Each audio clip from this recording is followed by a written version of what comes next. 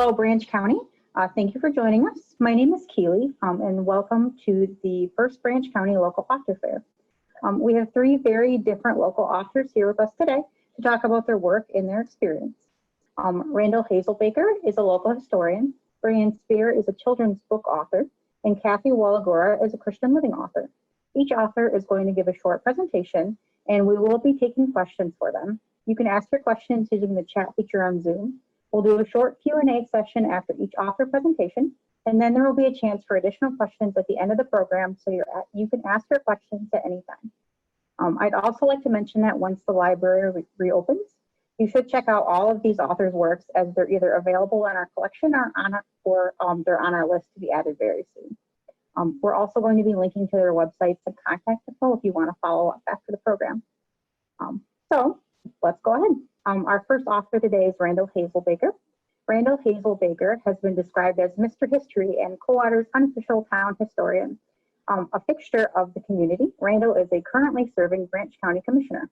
He has written 3 books in the Images of America series, Coldwater, Lost Coldwater, and Branch County. Randall is also an enthusiastic collector, and many of the photographs featured in his books are from his personal collection. Thanks for the nice introduction, and welcome, Branch County. It all started when I was about 12 years old. I got a camera, and my new hobby was going to be taking photographs. So on my bicycle, I would ride around town, and I was super interested in the architecture of our historic neighborhoods, the houses. And then also I was super interested in the architecture of our downtown. So I was taking pictures and they were turning out nice and I was happy. And then came a federal program called Urban Renewal. Urban Renewal was federal money that they would buy your building, tear it down, and build a brand new building. And so I thought, oh my gosh, I'm here. So I took the picture of the building. I took a picture of the building as it was being torn down, and then took a picture of a brand new building being built. And so I'm talking downtown, right at the Four Corners Park, kind of like where Museum Gallery is. Those were all built in the late 60s, early 1970s. And so here's kind of a photograph that shows some of what I'm talking about, of a building being torn down. So later I discovered that there were postcards made of Coldwater, historic cards that were that showed these buildings when they were newer, and I didn't realize that as a kid. But I found some postcards at an antique shop and was fascinated that, okay, when I as a kid, when I think of a postcard, I think of a postcard of the hotel you stayed at when you go on vacation. I didn't realize people kept old postcards in postcard albums. So I started buying as much Coldwater stuff as I could. And really, I did draw a line in the sand at Branch County. I stayed away from Marshall, Sturgis, Hillsdale, Angola. It had to be Branch County, and that's it. Postcards kind of led to also collecting memorabilia, because it kind of goes right in line with postcard collecting. So I have a collection of like ashtrays, thermometers, matchbooks, pens, pencils, cigar boxes, anything that would say Coldwater and or a Branch County town on it. So I've got a nice collection of items that kind of go along with postcards. I first found out about Arcadia publishing through bookstores, and I was fascinated by the quality of the photographs. The photographs are all just absolutely perfect photographs. And so I literally found one that was from Albion, Michigan. And so I looked up the author's name in a phone book and I called them and I said, I also collect Coldwater stuff. I'm thinking about going with Arcade Publishing. What do you think? And the guy had nothing but great stuff to say about Arcadia. And so that's when I contacted them. And then we did a little bit of back and forth emailing. they wanted to know if there's any kind of a book like what I was proposing in Coldwater, and there wasn't. My first book, Coldwater, was 2004, so 16 years ago. And they had some key questions like, do you own the photographs? I do. Have you ever written history about Coldwater? I had. In fact, before my books, I had a publication called Lost Branch County, and it was a newspaper. So I was very familiar with putting a few 5 or 6 sentences underneath each photograph. So I worked with them, and it worked out really well. They sold really well. Like I say, the quality is amazing. And so that's how that worked. And then a year later came Branch County. So that was some Coldwater postcards and photographs, but then I really hit Brunson, Quincy, Union City, and then also some of the smaller places, Girard, Butler, a lot of one-room schoolhouses and old churches out in the country. And then just recently in 2014, they wanted some more. Arcadia contacted me. And so we came up with Lost Coldwater in 2014. And it's just an extension of my very first book, all different photos. And each book has, I want to say, approximately 200 photos in each book. And my collection is quite vast. And so the toughest part is thinking of what 200 photos you want to use. So that's kind of how I got started. And I don't know if you really plan on becoming the local historian. It just kind of happened. It's just a hobby. It's a hobby that the books have helped me with. And I still collect. I have a page on Facebook called I Grew Up in Coldwater, and that's where I post some of my old photographs. And then people can kind of say, oh, my grandpa used to work there, or that's my house today, or that kind of stuff. So it's kind of nice. I do like the internet. I do like Facebook because I'm still learning from the community with my photographs. And that's the whole point of collecting old photographs, is to share them. And by sharing the photographs, you actually learn, you keep learning. And so that's huge. I'm going to show you a couple of my photographs that aren't in my books, but this one I thought was really interesting. This one says, come to the happy hour.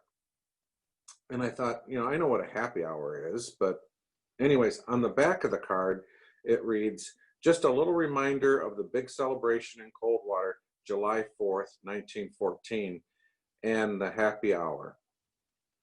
So I knew the date, and so what I did was I went to a city directory and looked up happy hour. It's a bar, duh.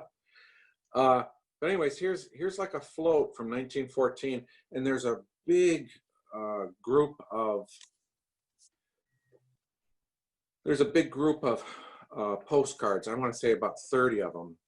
All of this parade in 1914 in downtown Coldwater. This one is a smoke union-made cigars. Look for the blue label. And I have that complete collection. And that collection was actually given to me by Chuck Woodward. And so a lot of my collection was gifted to me by older people in the community who wanted to make sure it went to the right person.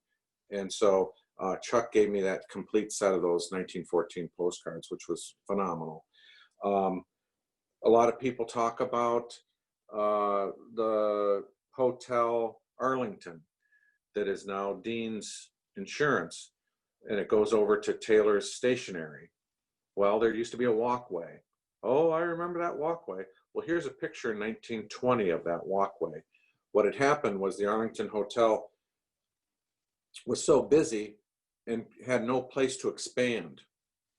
So they talked to the guy across the street who was not using the second and third floor above Taylor's. And they were like, how about if we build a walkway, I rent the second and third floors, and we put hotel rooms up there. And that's what they did. So you'd still go in the Arlington, they'd hand you a key and say, go upstairs, go across the walkway, and your room's over there. And to this day, The Arlington Hotel is gone now. It was torn down in the 1970s. To this day, if you go to the upstairs of the Taylor's Stationery's building, there are still hotel rooms. So really fascinating stuff. Local history is so unique to our area. We had a lot going on. We should be proud of our town.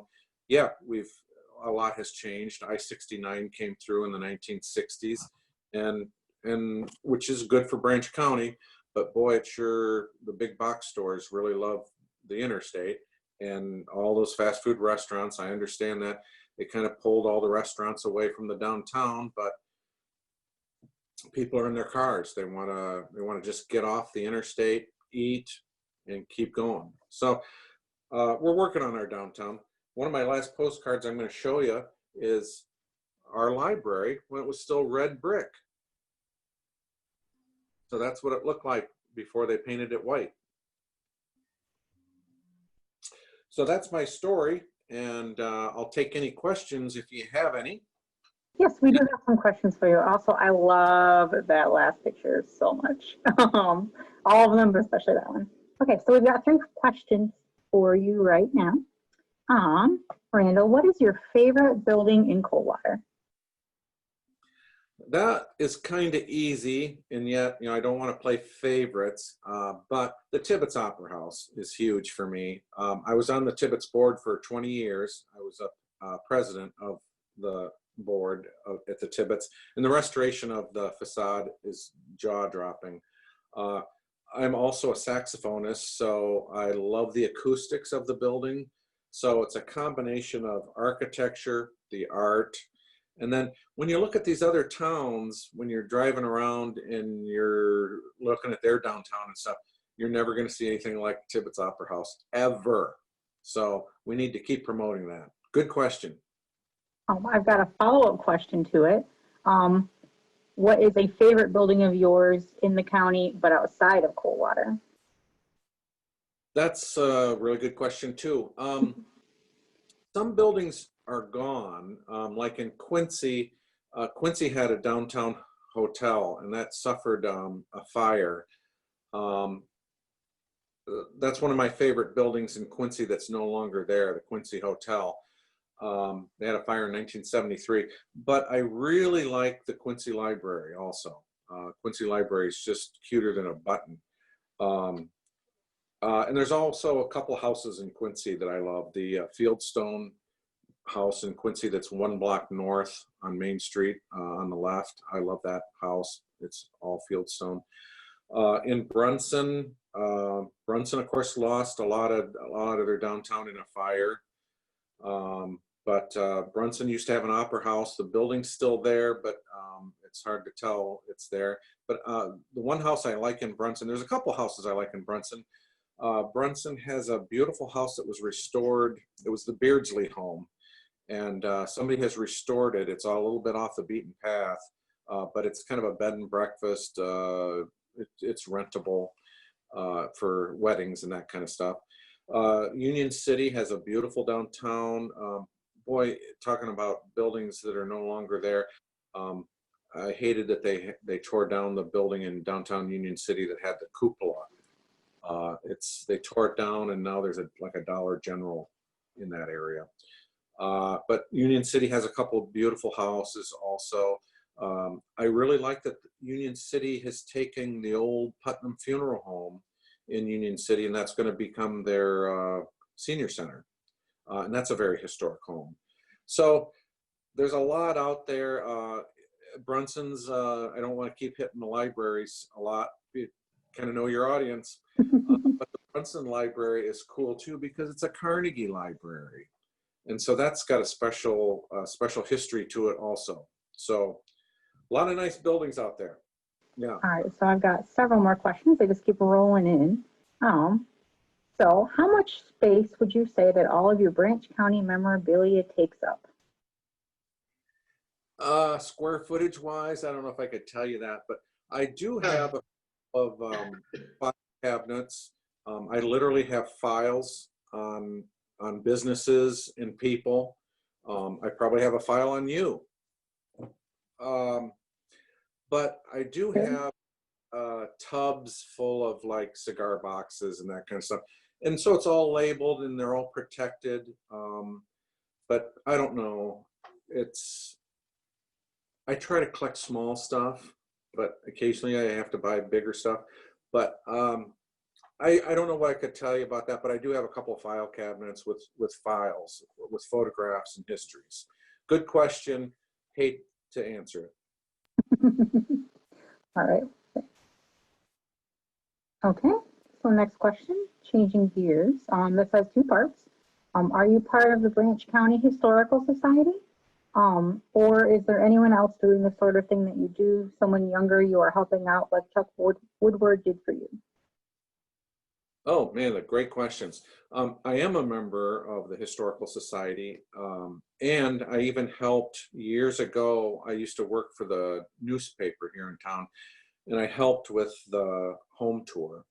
And there's talk about trying to do the home tour again, but the interest in the home tour had kind of weaned down. But I helped put that together for quite a few years with Flip Johnson. So I am a member of the Historical Society, obviously, and hang out at the Winghouse Museum whenever I can. And then I am kind of actively looking to help the next local historian on his way also. I'm 60-ish now, and yeah, I would love to find somebody in their 20s that would want to carry the torch. So if anyone out there is listening, let us know. Okay, this is the last question that I've got for you right now, but it's where can we buy your books? Oh, I still have my books for sale. Just contact me. I think if you're not local, you can find them on arcadiapublishing.com. And I used to have them here locally, but not anymore because Taylor's Books and More is no longer. But I still have them. I'm in the phone book. Just give me a call, or I'm not that hard to find. They're about $20 a piece, about 200 photos in each book. That comes out to be 10 cents a photo. The real steal. Okay, all right, that's all the questions that we've got right now. We do have a few extra minutes allowed in our schedule, so if you have any closing thoughts before we move on to Brian. One thing I want to say is I've been so interested in Coldwater's past and its history, and that's, in a weird way, that's how I got interested in politics. I'm on the city council, and now I'm on the Branch County Board of Commissioners. I'm interested in our present and our future. I already have the past figured out as a hobby, and I realize that the people in the present are voting of where the money goes and what we should be doing for the future, and which is super important to me, because someday people are going to look back and go, what were they thinking? Kind of like what we do with urban renewal. It's like, what were they thinking? Well, they were thinking they were going to have a new modern Coldwater.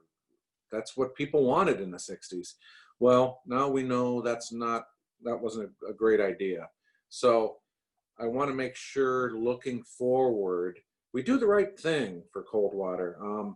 I-69 is amazing, but we have every fast food restaurant you'd ever want by I-69. We have some cool hotels and stuff. Boy, it'd be kind of neat to have a hotel downtown. Oh my gosh.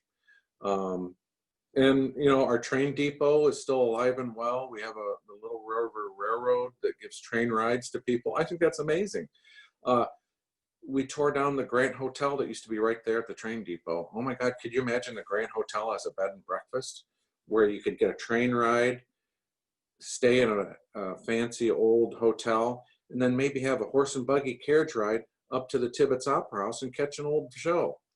So we didn't know it at the time. We do now. So just looking towards the forward to the future, let's do the right thing. Thanks. All right, awesome. Well, thank you so much. And if you have any more questions for Randall, we will do a few more questions just for everybody at the very end after everyone's gotten a chance to speak. So go ahead and ask them if you have anything. But we're going to move on to Brianne. Brianne Spear graduated from Springport in 2009 with a dream to become a children's book author. She has two small children and wants to inspire them to always follow their dreams. In 2019, she wrote and self-published her first book, Little Elephant and Hiccup Chuck, which is available on Amazon as well as several local bookstores. Brianne has recently finished her second book, Little Penguin and the Bright Night, which will be available on Amazon in a few weeks. Through her story, she hopes to inspire children to always believe in themselves and follow their dreams. So hi, thank you for having me. I'm super excited to be part of this today. I'm just going to chat a little bit about kind of my journey to writing my book, and then I'll talk more about what's coming in the future with my story. So the idea for Little Elephant and Hiccup Chuck actually came to me one night when I was putting my son to bed. He's 5 now. He was 4 at the time, and we're laying in bed and we read his bedtime story, and then he got the hiccups, and he's so close to falling asleep, so I didn't want to get him up to drink water or try and scare him. And so I was trying to think of a way that I could get him to understand the hiccups and also get him to fall asleep. And the idea came to me I told him, I was like, imagine there's this little guy in your tummy jumping up and down on his bed, and we have to put him to sleep so you can go to sleep and get rid of your hiccups. And then after he fell asleep, I went and looked at my husband and I was like, I think that should be my book. I was like, I think I can make this work. I wanted to write a children's book, and it's one of those things I knew I would do eventually. I just didn't know where the story would come from. So when this idea came to me, it was like a light bulb went off. I'm like, that's it. So then, knowing nothing about writing a book, a children's book, not being able to draw anything better than a stick figure myself, I had no idea where to start. I had no friends or family who have ever written a book before, so I turned to the internet and I started watching YouTube videos, trying to figure out, should I go traditional publishing, should I self-publish? Not that one is better than the other, just trying to figure out which worked best for me. And what I stumbled across is that self-publishing was the better option for me, because I wanted my book to be available sooner rather than later, and I wanted it to be my control. I wanted to have control over, the book, the artwork, the cover, where it would be sold, and I just wanted to have control over all of that. So I decided to go the self-publishing direction, which for those of you who may be considering that, it's a lot of work. Just like I'm sure traditional publishing is as well, but with self-publishing, you're doing all the legwork yourself. I've always been a go-getter, so that wasn't anything I was afraid to do, is do the legwork myself, but you do have to, edit your story yourself. So from the first rough draft, which I'm sure both of these authors, as well as any author, can confirm that the rough draft is not going to be your final draft. So from the first draft to the final draft, you're going to be editing that all on your own, unless you pay for somebody to do that. And there are freelancers who do that, but for me, I just did it myself. So I edited the first copy, and then I was happy with it. I had a couple friends and family read it and got their feedback, and then I went to edit it again and again and again and again. And from February when I wrote the first draft until June when I submitted it to be copyrighted, I don't know how many times my story changed and how many times I had to tweak it and spell check and punctuation check and all the things that you don't think of. Editing is a long process. So you go from editing, and then you have to figure out who's going to illustrate the book. And some people are lucky enough to be able to illustrate and write at the same time, but I am not that person. So I started reaching out to local colleges, which I actually live in Albion. So I reached out to Albion College to their art department, and I said, is there anybody who would be interested? And I got a whole bunch of potential people interested, but none of them kind of fit the style that I was looking for. So then I went to social media and I asked, does anybody know how to do this or would be interested in it? And I was very blessed to stumble into my illustrator, who's James Schofield, and he is a friend of my former boss. So it was kind of like full circle moment for me. But when we connected, he was right on spot with what I wanted, and he worked well with my direction. And it was just a lot of fun to watch him bring my story to life, because that was something I wasn't able to do on my end of the thing. So Once I found the illustrator and I submitted it to being copyrighted and I was happy with the process so far, I then had to figure out how the heck I'd make this an actual book. Like I have my pictures over here and my story here. Now I need a program to connect them, right? So it's amazing the world we live in. Amazon will let you do that for free for those of you who don't know. They have a program called KDP, Kindle Direct Publishing, and they have so many videos and they can walk you through the process. Between them and YouTube, you can pretty much figure it out because a lot of people have done that. So they, Amazon, I linked up and I self-published through them, and it was made available on Amazon within, I think from the moment I hit, submit and I was happy with it, I think it took 48 to 72 hours before it was live on Amazon. So that was super exciting. And then on their half, on Amazon's half, they post it, but they don't typically do any like pushing of the book for you. They may suggest it to a few people, here's a book you may be interested in. And so that's somewhere where traditional publishing, your publisher would come in and they would kind of help you sell your book. With self-publishing, that was, that's on me. So once it was live, I turned to Facebook, I turned to Snapchat and Instagram, and I just started telling everyone about my book and how I self-published and how this is my dream. And thankfully it took off, and a lot of people started talking about it and sharing it and buying my book. And before I knew it, I had little pictures of kids all over, like sending me pictures with my book. A friend of mine actually does like missionary work, and she travels all around the world. So I sent her with a couple autographed copies and said, spread it around the world and just give it to people, who may find interest in it. And she did. It made it down to Mexico, and I think she's on her way. I'm not even sure where she's headed next, but there are a couple copies in Mexico right now. So it was cool to get those pictures back, with kids holding my book all the way in Mexico. It was kind of an exciting moment. And then I started reaching out, trying to get it into like stores. So I work in Coldwater, and I live in Albion, went to school in Springport. So I just started reaching out to everyone in the area. I'm happy to be a part of the Branch County Library now. But I also reached out to Albion Library. I reached out to a couple local schools, bookstores.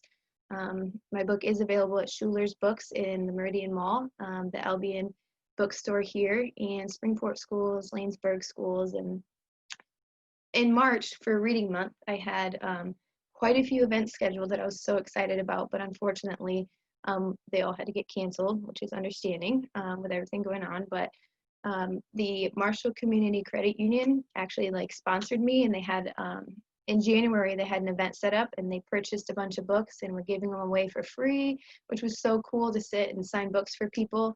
And then we were going to do that again in March, which it will be rescheduled when we're able to do so. But for me, just being able to have complete creative control over my book was mainly the reason why I went with self-publishing. And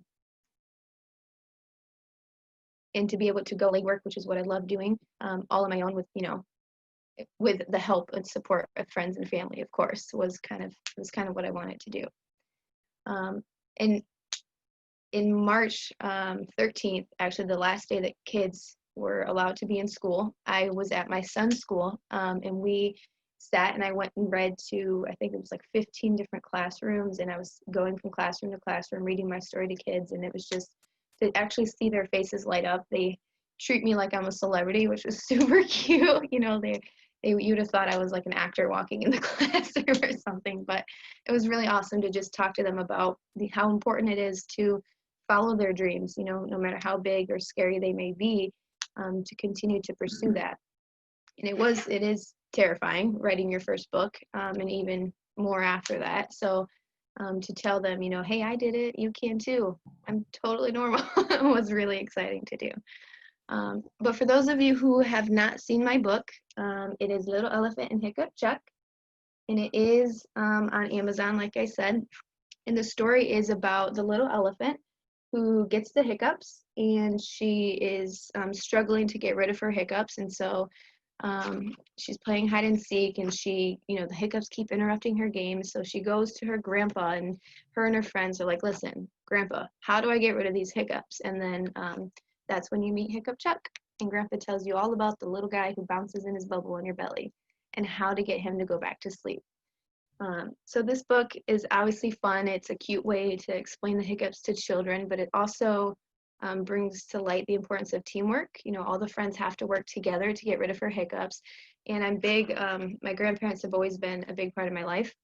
And so in all of my books, grandpa or grandma elephant, or whichever animal, are always going to be a part of the stories. And I found that a lot of times grandpa and grandma are the ones, you know, reading stories to kids anyway. So it just kind of, it was a cute little way to work that in there.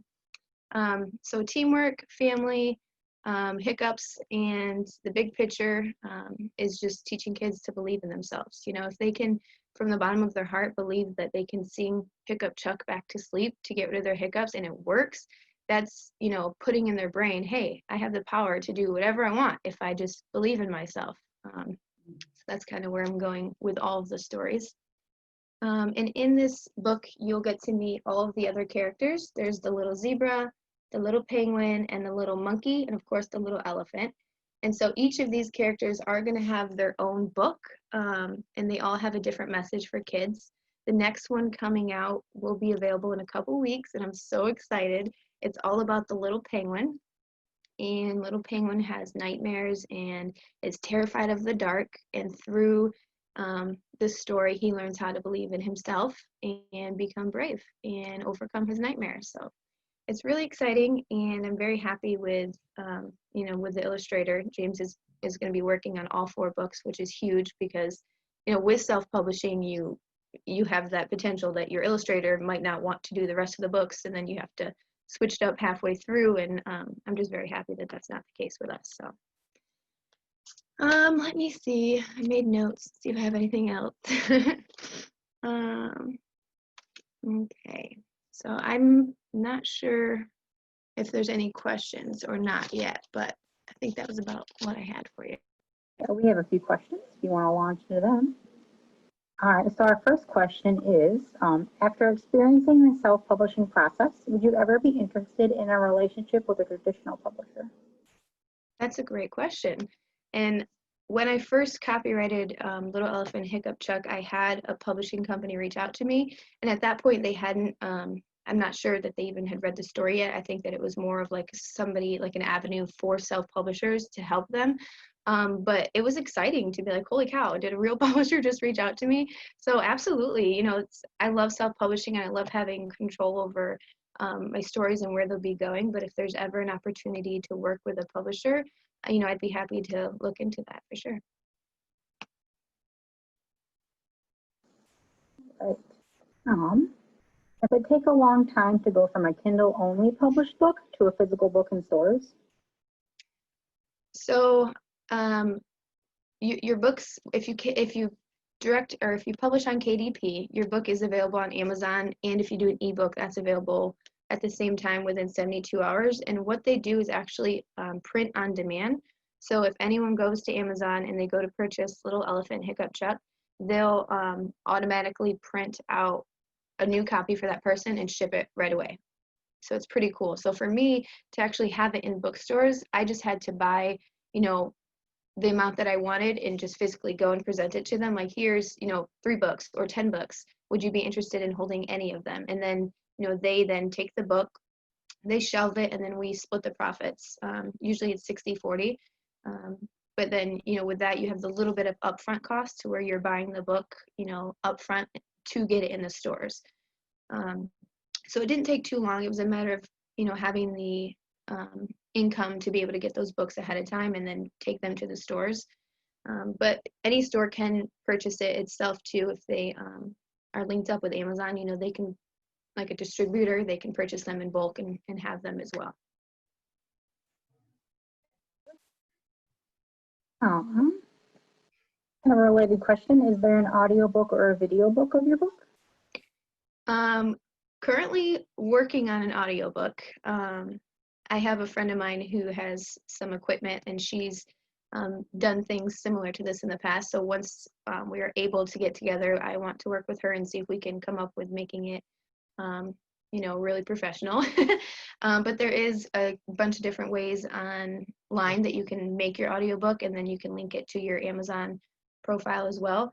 As far as a video book, I did do a live, or not a live, I did an event on Facebook over Easter where I recorded me and my son reading my book, and I have that, available on Facebook. People can see it, but I'm also, I don't have any professional reading, like YouTube video or anything of it yet. That's something I'm definitely am open to in the future, is getting that out there as another way for people to see my book.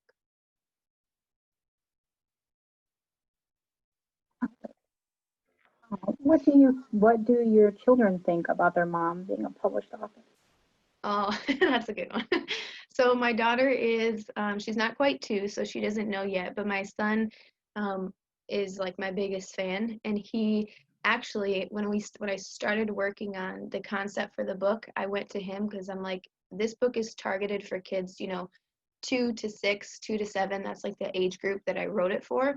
So I'm like, who better to ask than somebody who's 4 and 5 years old? So I went to my son and I'm like, does this sound right? Is this too much? Is this weird? And he was like, Hiccup Chuck should be blue and he should be this. And so I took, some of his ideas and I worked them into the story. And same with the next book, Little Penguin in the Bright Night. It's about a nightmare. So from a parent's perspective, I'm trying to make it not too scary, but also get the point across. And so, I would go to him and I'd say, listen, does this work? And he's like, Mom, that's not going to work. It's too much. So I had to tweak it and dial it back a bit. But he loves it. And when I went to his school, he just was walking around so proud and he had his arms up and he was like, that's my mom. He loves it. He's definitely my biggest fan. And I'm sure my daughter will be too when she gets old enough to understand. Oh, that's so sweet. Um, can self-publishing be profitable, or is it more of a labor of love? So it depends, again, on the footwork you put into it. Anybody can go and post a book, they can self-publish, but if they don't work at it, you're not going to make profits. So just like any traditional publishing company does that footwork, they help you in that avenue. For self-publishing, you have to make sure you're continuing to share your book, continuing to reach out to people, continuing to talk to people.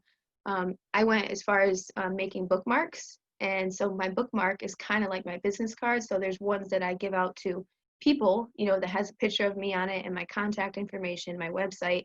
And then there's other bookmarks that I gave out to, people. I'll be at the grocery store and I'll see a mom with her kids and I'm like, hey, I actually wrote a children's book and I think your daughter would love it. Here's a free bookmark, and then on the back of the bookmark has the scan code so they can scan it and it takes them straight to my Amazon website. So it's not, depending on who you know and what you're willing to work with, it can be super costly to do it. Illustrations are not cheap. But if you find someone that works with you and, it's all about who you can find and what you're willing to do. Obviously, if you spend the money to get it edited professionally and you pay to have like a professional editor that you find somewhere, all that stuff costs money, but I'm happy to say that I've more than paid for everything I put into it and then some. And this is, it just hit, no, it hasn't even been out a year yet. October will be the year mark. So with less than a year, I've already made back everything I've invested into it. And it's more rewarding. Obviously authors, you make what you make, but it's more rewarding to be able to have your work and be able to display it to people. Sounds like technology and social media were really instrumental in making you successful. Absolutely, yes. We've gotten a couple questions about your upcoming books. So you said Little Penguin is coming out in a few weeks, right? Does it have a concrete date yet or anything? Not yet. So illustrations are, they're in the works. He's putting the finishing touches on stuff. So once he is completely done with illustrations, it's just a matter of getting it into KDP and tweaking it the way we want it. And James is really good at, I give him full credit. He puts the words and he knows how to work it all. So there's no rush on him whatsoever. So when he is finished with the illustrations, then we'll go ahead and get it up on Amazon. It's already been submitted to copyright for those of you who may be looking to self-publish. That can take, it can take up to 10 months for some depending on the size of your story. But copyright is done, so that's out of the way. The next big step is just getting the illustrations the way you want them and then getting it up. Our goal though is June 1st, so we will see how that goes. Got another question here about editing. Do you go through an editing process for the illustrations too? I'm not sure. It's kind of a process that James and I made up on our own, so you have to work with your illustrator very closely, and hopefully you can find somebody, if you're looking to do that, that's willing to work with you.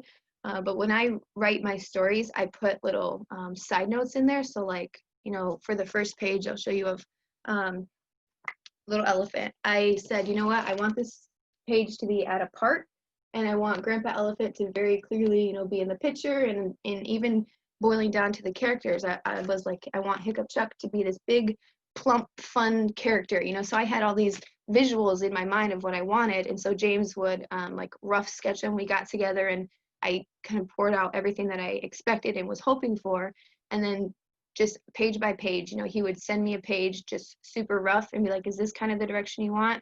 And I'd say, yeah, but more this or less this. And then, he'd come back and give that feedback as well.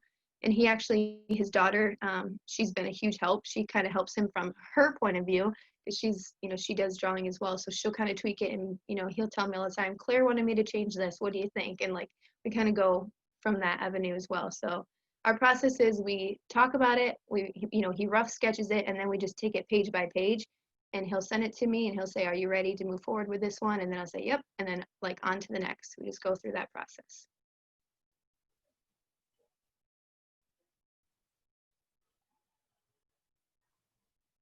Follow-up question. Did James ever make suggestions about the words of the story? Actually, yeah, he has. Again, with the editing process, you reach out to everyone involved. And so with Little Penguin, I presented my first draft, which was terrible. The first drafts are never good. So I presented him with my first rough draft, and I said, here's kind of where I'm thinking about going with the story. What is your feedback? And he was like, you know what, this is great, it's solid, I'm ready to run with it if you are, but what do you think about just tweaking this and adding more here? And I was like, you're right, let me rework everything and get back to you. So yeah, he has inputted on that, and he's been very helpful.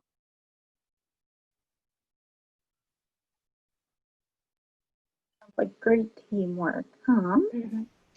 So it looks like those are all the questions that we have for you right now. And again, we're going to have more time for questions at the end. So if anyone has any more questions for Brian, you can go ahead and type them up. Yeah, Brian, do you have any closing thoughts that you want to share before we go on to Kathy? Yeah, I just I want to encourage anybody who, I'm a big person about following your dreams, and actually on all of my bookmarks, my motto, it just says follow your dreams. Like, that's my big message. So I just encourage anyone, if you're like young and you think you're not prepared to do it, or if you're older and you think you've missed your opportunity, no matter how old you are or how unexperienced you are, if you want to write a book, just start typing. That's the first step, and then the rest will work itself out. So never give up on that. And I'm always here. You can find my websites on my book. So if anyone does have any questions, I'm happy to give any advice that I can about my process. We're also linking to everybody's contacts and websites on our post too. So if you're looking for that, we can help you out too. Okay. All right. So our last author we have with us today is Kathy Wahlberg. Kathy Wahlberg is the author of When Life Roars, Jesus Whispers, and the contemporary Bible study, Listen to His Whispers. Kathy is also an inspirational speaker and has been a guest of Christian women's clubs, retreat conferences, and women's events. She has a BA from Olivet College and an MA from Spring Arbor University, and has taught English at both secondary and college levels. Kathy maintains a blog on her website, reaches thousands through her writer's page on social media, and enjoys correspondence with a multitude of readers. She delights in weaving her own experiences with grace, grief, and family into her writing. Her compassion for others, a result of these personal experiences, brings comfort and hope to her readers and audiences. Kathy and her husband, Ron, are the parents of 3 grown married children and grandparents to, this is a quote, 11 of Michigan's sweetest kids. Kathy writes in the wooded surroundings of their home in southern Michigan throughout 3 seasons and the tropical surroundings of their home in southern Michigan during the winter. Nice to be here. Thanks for having me. Yes, I'm pleased to be a part of this. And it was interesting to hear Randall's story and Brienne's story. And I really appreciated too, Brienne, follow my dreams. That's so neat. And when I was about 12 years old, I used to come home from school and sit for the longest time and read Little Women. And I wanted to be like Joe. I wanted to have a special place. And I hunted around my big yellow house for that special place to write. The place I didn't find, I didn't continue and pursue that dream at that time, but that's what I wanted. I wanted to be a writer, probably to write fiction like Joe in Little Women. And as I sit here today, I'm looking across the yard next door to that big yellow house where I grew up. And that is really a part of my story. But I didn't follow my dream with writing fiction at the time or historical fiction as I wanted. But years later, I started doing some serious writing. And at first it was in the form of blogs and journals. And those pieces became a part of my first book then that I wrote. And it's called When Life Roars, Jesus Whispers. And you'll notice there is a yellow house on the cover of this book. Now, I'll tell you a little bit about the background of the book, but I've revised that in this last year, and the new book cover has the true yellow house that is written about in the story. So I'll tell you a little bit more about that too. But I think people can connect to this story if they've had some trials in their lives. For instance, an addicted loved one, or a wayward child, or some bumps in your marriage, some unwanted twists or turns in your career. Maybe if you've ever actually had to spend some time raising your grandchildren, or if you've sat beside a dying loved one and felt helpless. These are all things that are would draw you to the story, because they're all facets within this story. Jesus said that in this world we'd have many troubles. And I know that he didn't create sickness or death or addiction or meth or hate or pain. And none of these horrid things come from God, we're told by Jesus himself in the book of John, chapter 10. But it happens because in this world, or here on earth, as many translations read,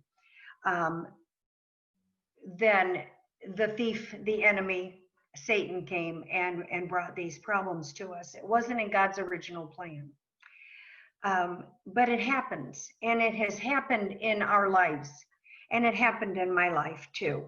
And in my book, I wrote about the prophet Elijah. Let me read a little bit. I'm going to read some clips of that for you today.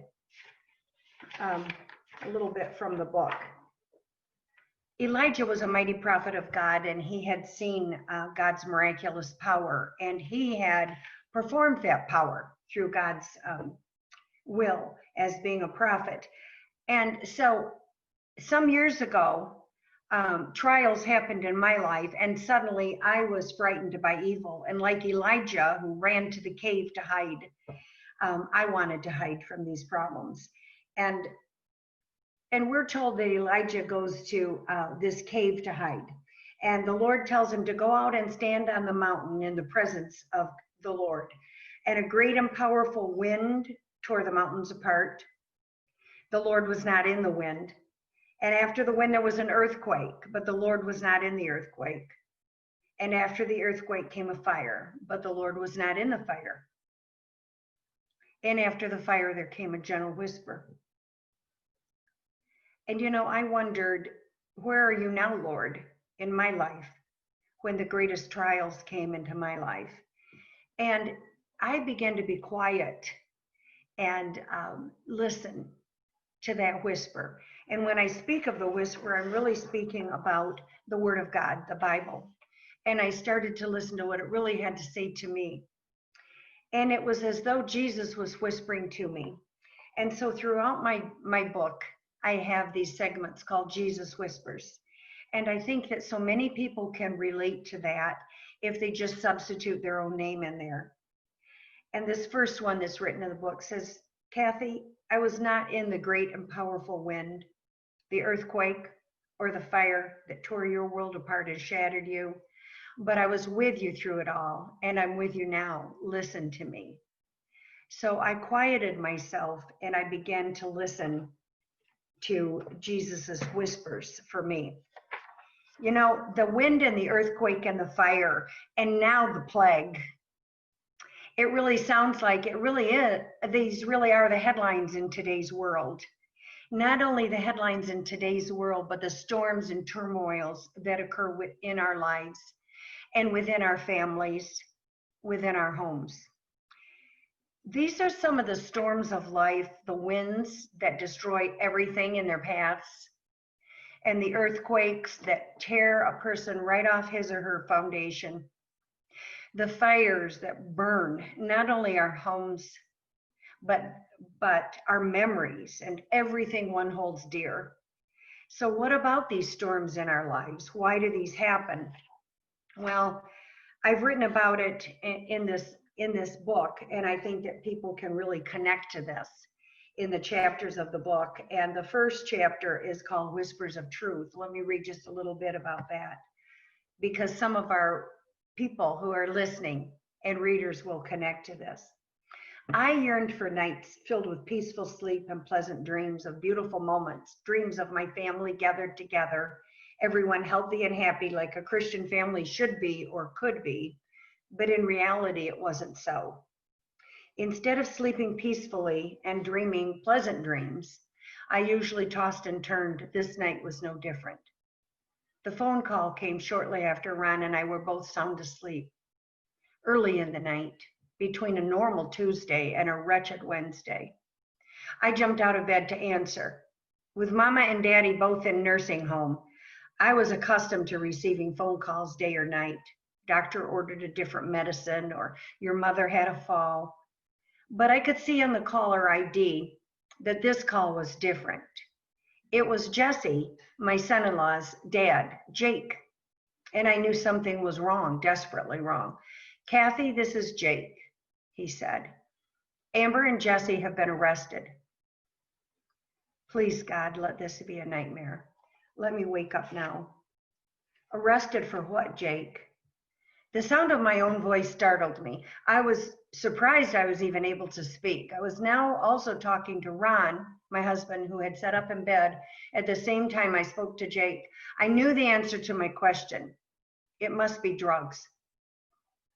What drugs? I hope it's only marijuana. He answered, meth. Oh God, no, please no. But my wide awake nightmare continued. Ron and I cried.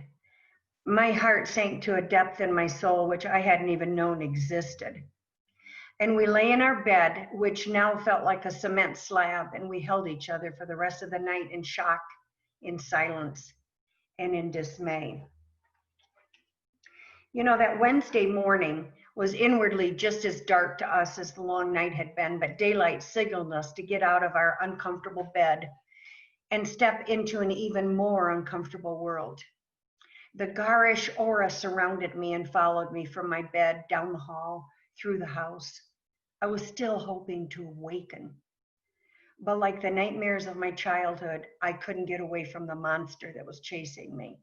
The difference was now I knew the identity of this monster. It was the demon of meth.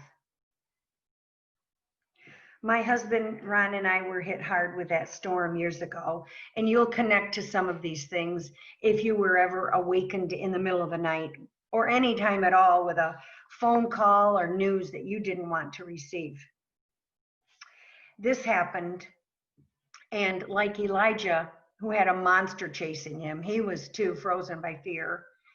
And although that the Lord wasn't in that wind and that earthquake and that fire, we read that after the fire came this gentle whisper from the Lord.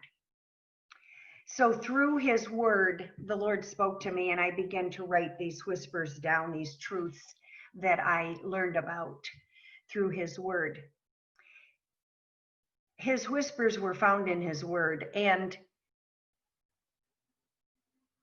when I quit listening to what the world had to say, the news, the world, the opposite of the word.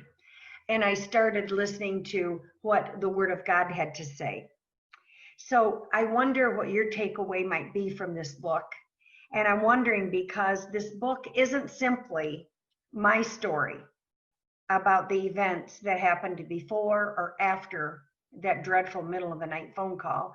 And it isn't only about my daughter's plight with the demon of meth, or the other times that my life has roared, several of which I share in this book. It's about compounded problems that do occur in our lives, all of our lives at one time or another, especially the older we get, the more children we have, and the older they get. Many of you have experienced more and greater roars than I have. This story is not about the worst thing that can happen to a woman, but it's about realizing that God is there in the midst of it. And it's about my fresh understanding of his favor upon me and my family, a favor that I really didn't deserve, but it came to me. His favor came to me because I belong to him. It's about understanding for the first time in my life the role of the Holy Spirit as a comforter in my grief and my loss. And it's about a revelation that I hope my readers take with them about Jesus crying with me, wrapping me in his arms of love. It's about realizing and recognizing all of his promises and his miracles that really strengthen my faith. And so I hope that my reader has this takeaway. You know, I teach my reader to listen to Jesus whispers. And I do have an accompanying Bible study that can be used with or without the book. And my first book was published by a great publisher in Texas. I have since taken back and purchased my rights to my book. And I have since had it printed myself, made a couple changes in it. So the new edited version is available with that new cover I told you about. But I also then have this Bible study, and it goes along with it. It coordinates the chapters, whispers of truth and comfort,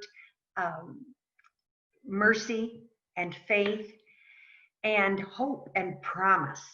And so this is a Bible study that I've used in large groups in both Florida and in Michigan.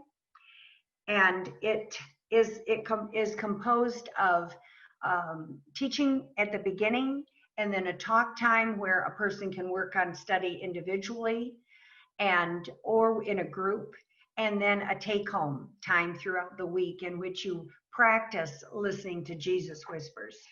So both of those are available. And I wish I could say that life won't roar again, but it most likely will for all of us. Our lives roared again when shortly after our daughter's arrest, my father passed away, immediately followed by my mother passing away.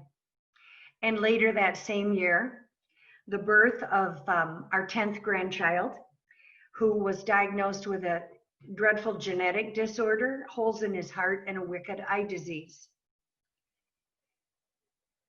So I do know what it's like when life roars, and I find that Jesus continues to whisper through that time, and by his grace, I continue to listen. And that's what I hope my reader takes from this, is to always listen for Jesus whispers. In this book and Bible study, you'll find that God is the God of restoration. He helps us to see the promises of restoration, and you'll find great hope and encouragement in this book. So I'll refrain now from reading more passages of it, hoping that you will read it yourself and that you'll share that hope and encouragement with others. And I want you to be available or aware of how you can get this book. So right now it has been available on my website, kathywallagora.com. There are some glitches on that site that are going to actually be repaired within the next week. It can still be ordered. In fact, Kimberly is showing that on your screen now through my email, which is kathywallagora@gmail.com. And if you're on Facebook, you can find my writers page on Facebook. So it is Kathy Wallagora, and you'll see that author and speaker.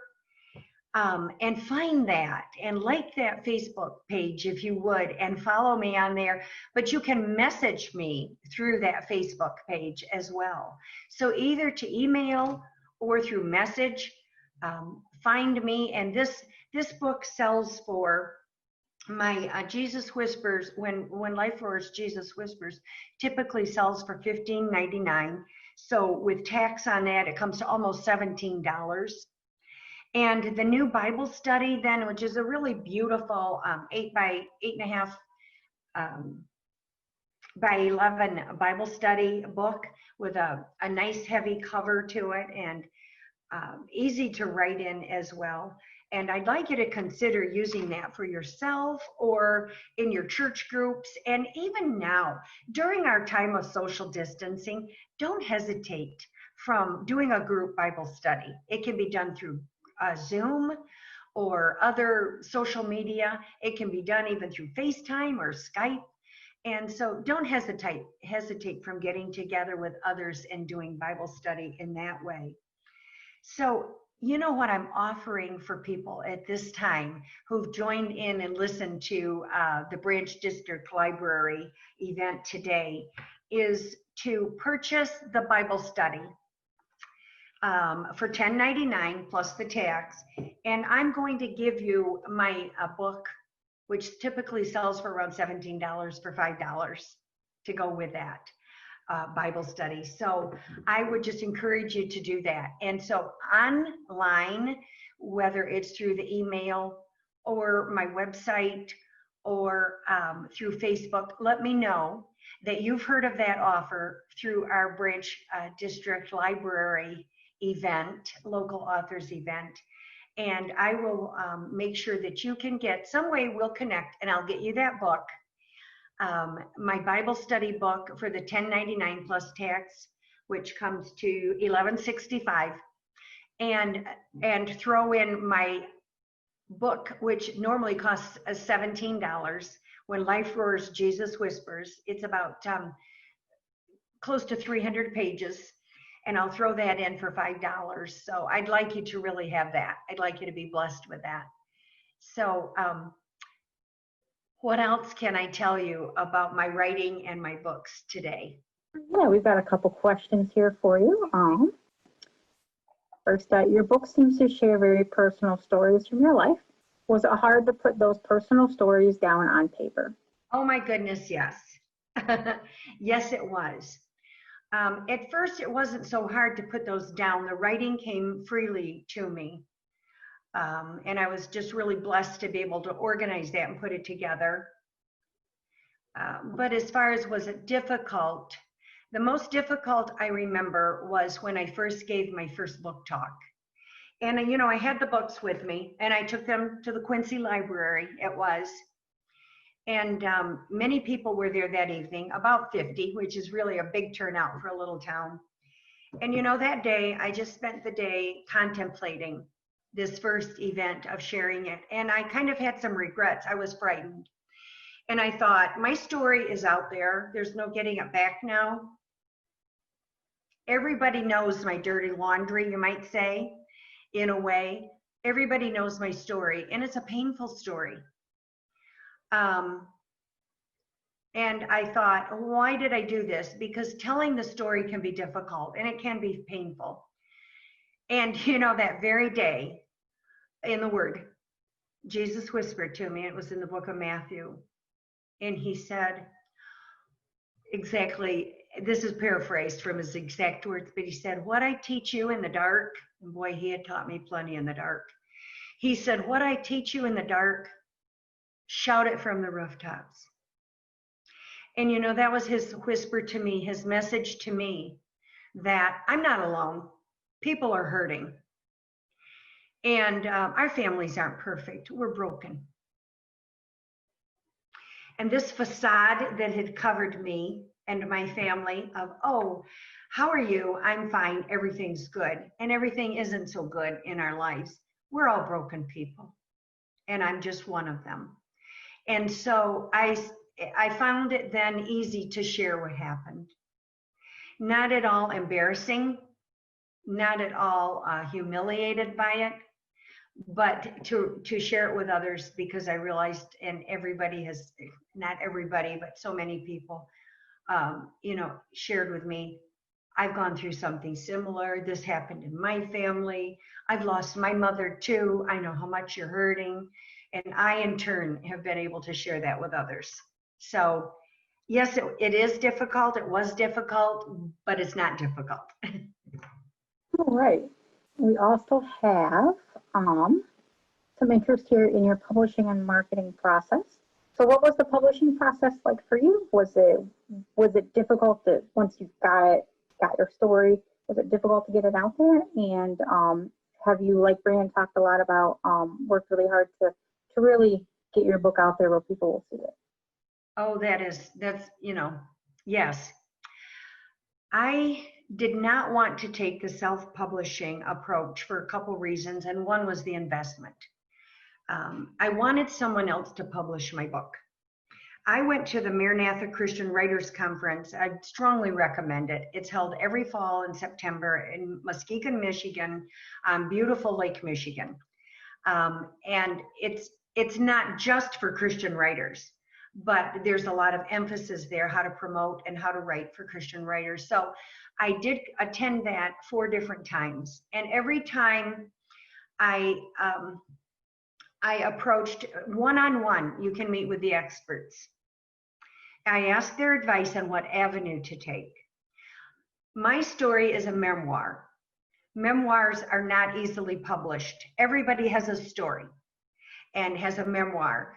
I decided to take the approach, with the advice of some people at the Writers Conference, of having taking a Christian living approach to it.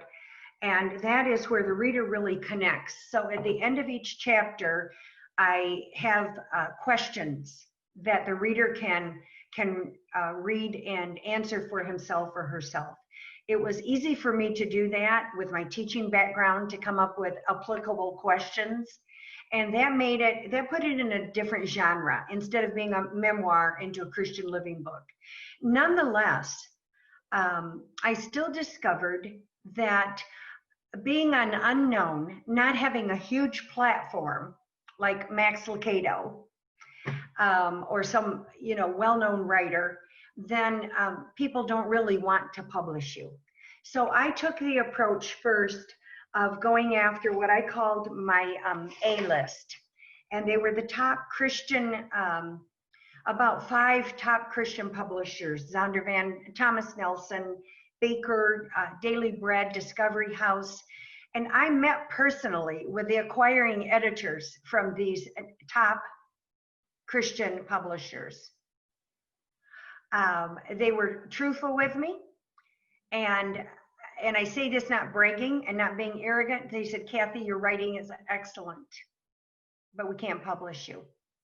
"Wow, I really like your story. The way you're presenting it is great. We can't publish you because you don't have a platform."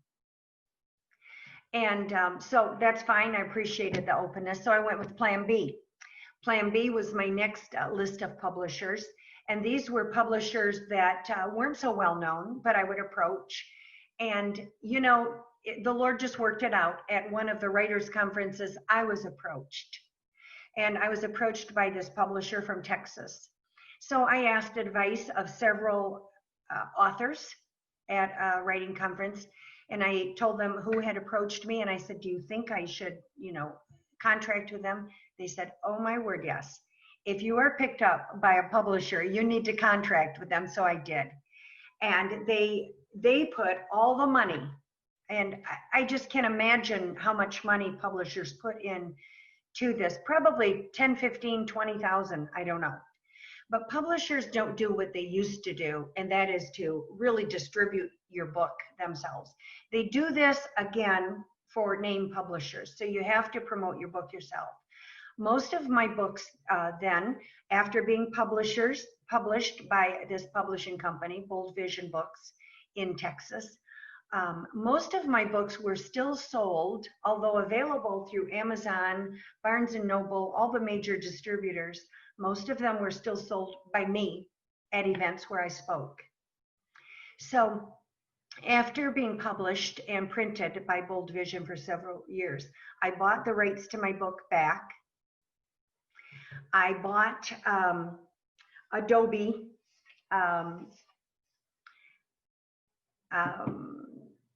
what's the name? Photoshop.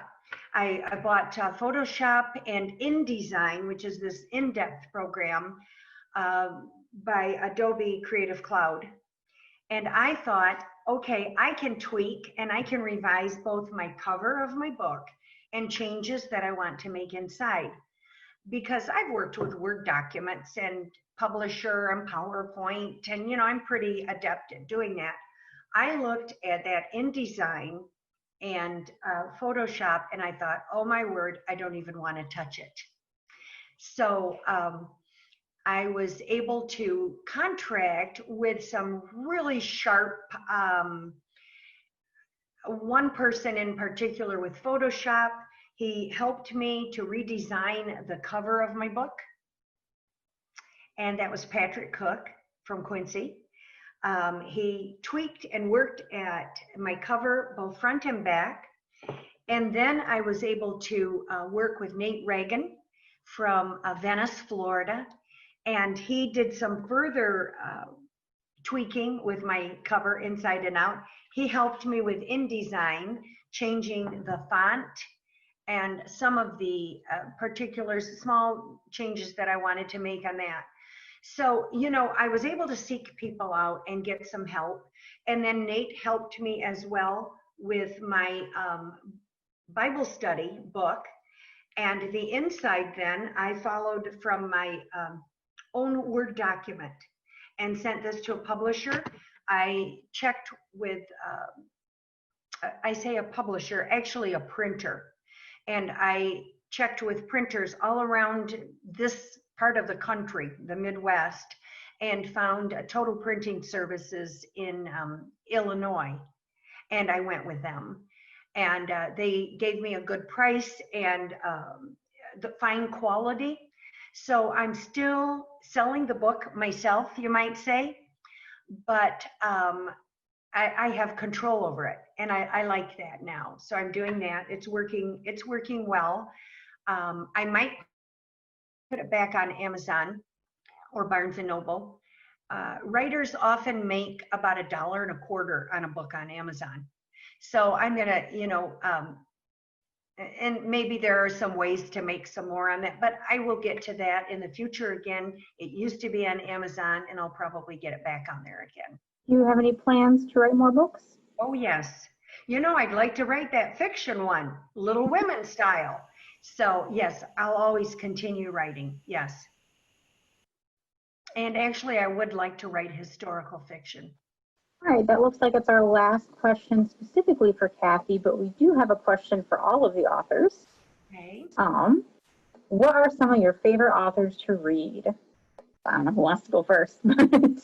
Okay, I'll go ahead. Rosamund Pilcher from England. She writes stories set in England. I love them for some reason. I'm not exactly sure. I've read everything of hers. She actually was about my mother's age, has passed away, and so there's nothing new. But you know what? I pull up those books and I write the date in the front from when I read it last. And just to refresh my soul, I'll pull that up and read some. So I like her work. Fiction, there again. I'll go ahead. Having two small children, a 5-year-old and a 1.5-year-old, I could argue my favorite books are children's books. I mean, we have a library that's like, it's just a bookshelf, but we have tons of books from all different authors. So I love children's books, but I'm also really drawn to personal development books. So Jen Sincero has a couple good books that I absolutely love. But any self-help, self-love book is right up my alley. Boy, I read a lot of history books, but for pleasure, I kind of like Jodi Picoult.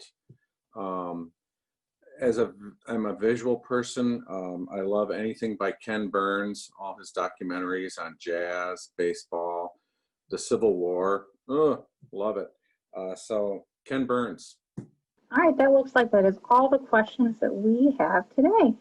So, thank you so much, everybody, for coming. It was really great having you here. I'm really glad that we got to do this, even though we couldn't do it actually in the library. For anybody out there, please make sure you check out our other upcoming events, either on our website, branchdistrictlibrary.org, or our Facebook page. We will also be linking to contact information and websites about all of the authors that we featured today. Thank you. Thank you. Bye. Bye.